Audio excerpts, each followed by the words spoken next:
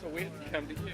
Yeah, that's right. we've never been. We just sort of boycotted it a long time ago, and we just kept riding on that. But Walmart is terribly sensitive to their reputation. They've obviously been vilified, probably more than any retailer in our current economy. Actually, it's a pretty easy decision, to try to support things like organic or whatever it might be, based on what the customer wants. And we see that and we react to it. And so if it's clear the customer wants it, it's really easy to get behind it and to push forward and try to make that happen. When I run into my old environmental friends, many are initially horrified by the kinds of company that I'm keeping these days. But when I then go on to explain what the impact of one purchase order from Walmart is, in terms of not pounds, but tons of pesticide, tons of herbicide, tons of chemical fertilizer, the discussion, we get away from the emotion and we get down to the facts. This is really key, though, what you guys are doing here. I have no illusions about this. I don't believe that Walmart have come here because they've suddenly had a moral enlightenment. It's because of economics. I can debate with my radical friends all day long, but nobody can challenge the fact that a sale of another $1 million to Walmart helps to save the world.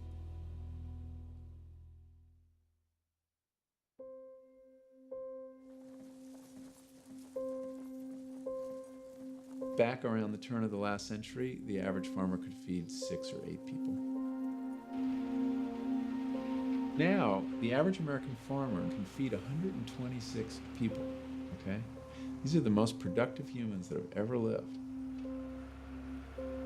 The changes down on the farm have been momentous and radical, but invisible to most of us, because who knows a farmer anymore? But their way of life has been revolutionized.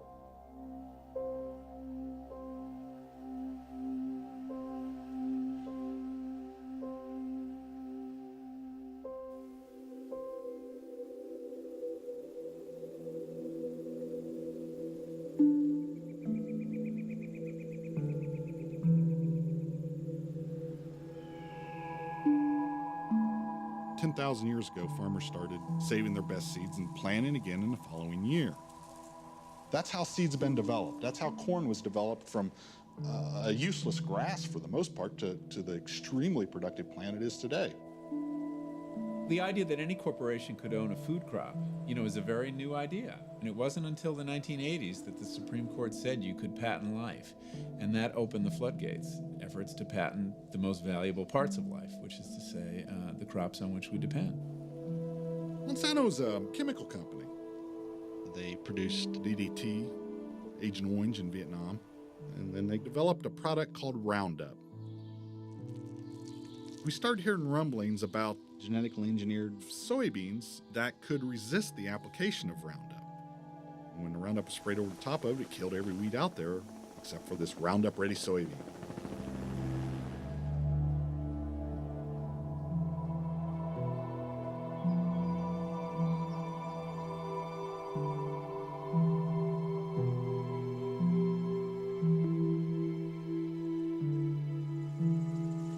I can remember when the first prohibitions against seed saving came into being, and most farmers were just absolutely disgusted with the whole concept. And it's been interesting over the course of 11 years to watch us go from utter contempt for the notion that we can't save our own seed to acceptance. What happens if a farmer saves the seeds? Well, really, there's only one company involved in this now, and that's Monsanto. Monsanto is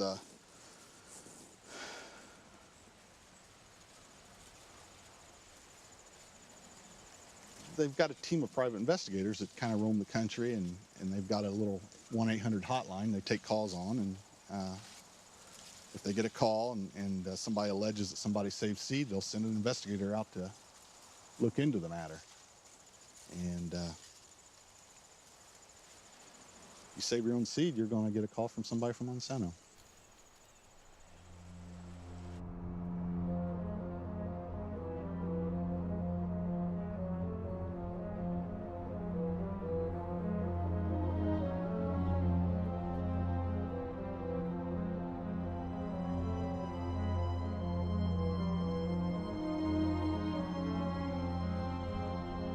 Two men drove in my driveway at about 7:30 at night, presented a black card to me. And they never told me that they were from Monsanto. They said that they had a surveillance team, caught me cleaning beans. I found it necessary to get up at 3 and 4 in the morning before the investigators are on the road following me. They were, I'm going to say like maybe ex-military or ex-police. They were large and they were intimidating. And I don't know whether they had a surveillance team or whether it was my neighbor that turned me in. I don't know. And as I turned to walk in the house, one of them said, I could hear in the back, he's guilty.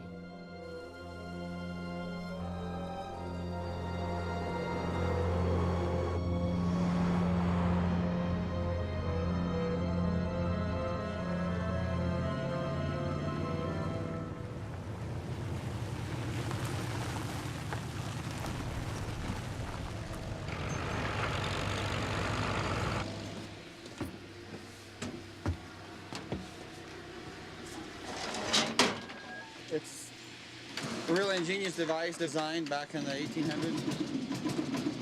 And Monsanto's going to close all of them out.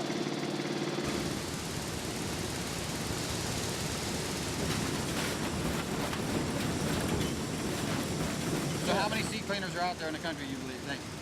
In the state of Indiana, there may be 6. Maybe. I'm not aware How many of. there used to be? Oh my golly, every county had 3. They've all been put out of business. There's nobody left.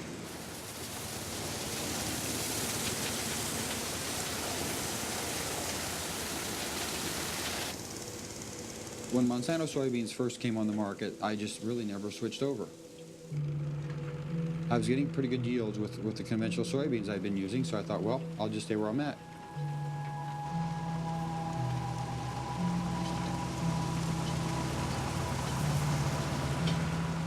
My neighbors all around me are all GMOs. The pollen blows in, if the seed moves in, I am still held accountable.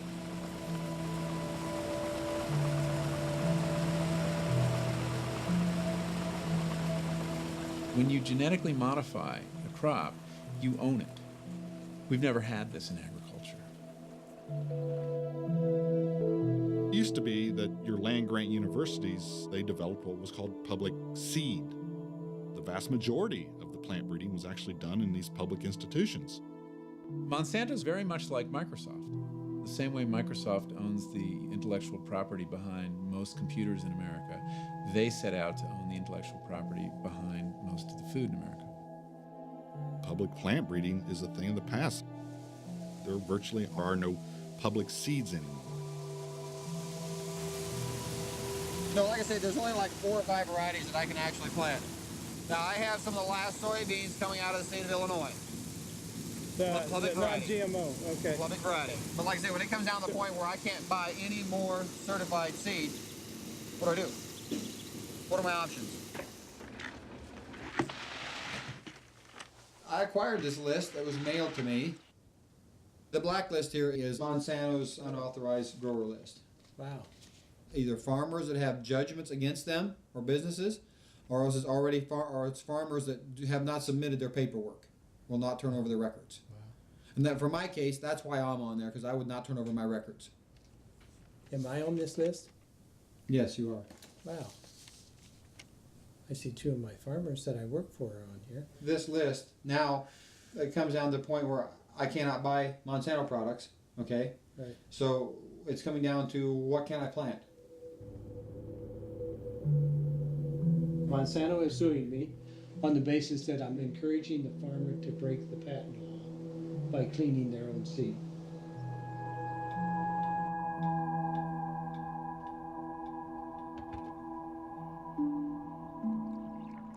I haven't been in a courtroom yet, and my bill is already $25,000. People that were friends of mine now are reticent to even talk with me.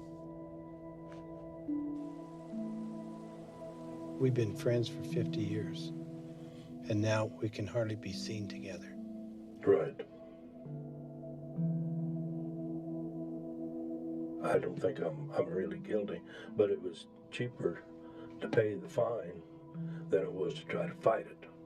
it gnaws at you. Sure. Because if you think you're right at something, but you admit you're wrong.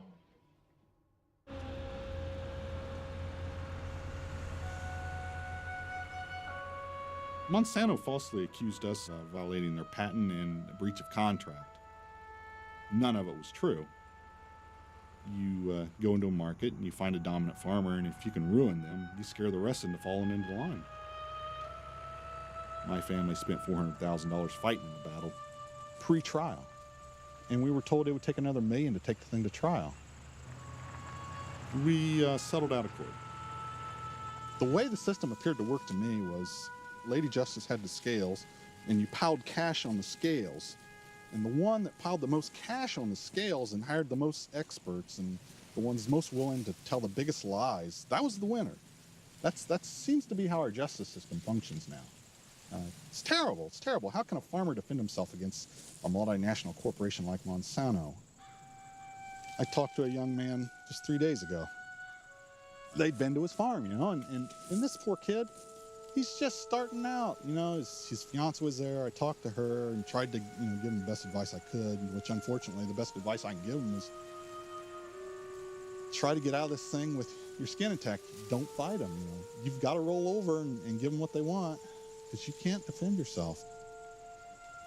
In the case of Monsanto, their control is so dominant. If you want to be in production agriculture, you're going to be in bed with Monsanto. They own the soybean. They are going to control that product from seed to the supermarket. They are, in effect, gaining control of food.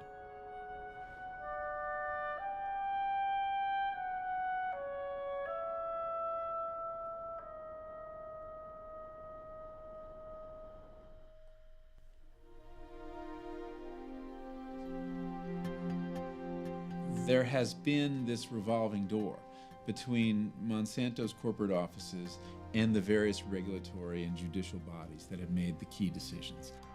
Justice Clarence Thomas was a Monsanto attorney. That wouldn't be such a big deal if it weren't for one court case that really decided this whole seed saving issue. Justice Clarence Thomas wrote the majority opinion in a case that allowed these companies to prevent farmers from saving their own seed.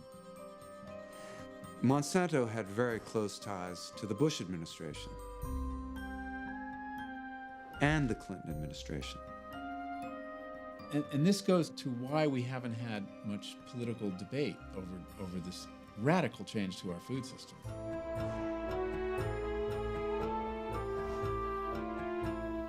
The last 25 years, our government has been dominated by the industries that it was meant to be regulating.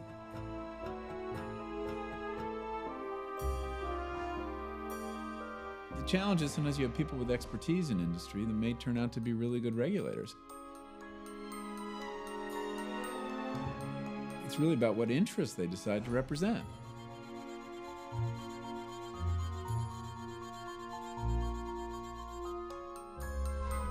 You're talking about power, centralized power, and that power is being used against the people who are really producing the food, like the farmers. It's being used against the workers who work for these companies, and it's being used against consumers who are deliberately being kept in the dark about what they're eating, where it comes from, and what it's doing to their bodies.